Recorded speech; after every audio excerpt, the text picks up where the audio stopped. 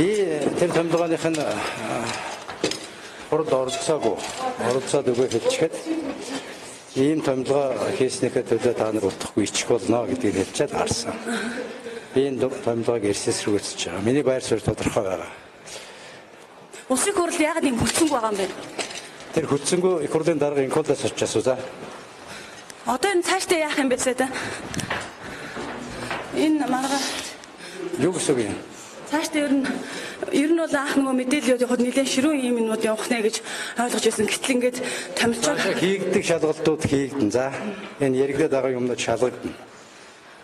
Сая бид нар чуулган дээр Батнасан гишүүн Нямдарж гишүүн бид гур танилцууллаа шүү дээ. Тэгэл одоо хүч төрөл явууллаа шүү дээ. Маш олон хөрсөн хүмүүс байж шүү дээ. Хурцаас болж. Их хурлын дараагаас асуулт яагаад ингэж явсан?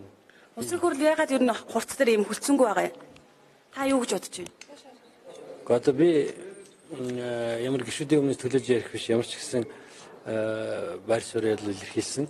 Энэ одоо хэлцүүлгийг бол хийсний дараа тэр зарим нэг асуудлыг тодорхой болсны дараа тохиолох юм бол зоргийн одоо хэргийн асуудал байна. Ноцтой хэрэг шүү дээ, тийм үстэй. Тэгээ өмнө бас зарим гишүүдтэй холбогдолтой асуудал хөндөгцсөн. Тэгээ энэ бүгдийг чи яриад ёс зүйн хороогоор бас одоо яриад тусгай хяналтын дэтрогоор яриад тэгэхгүй бол одоо ингээл өнөөдрөөс эхлээд яах вэ? Бие биенийг гүтгсэн гэдэг юм яригдчихлээ шүү дээ. Нөгөө хөндөгцсөн усуд нь болохоор надыг хурц гүтгсэн юм. Тэр учраас энийг шийдэх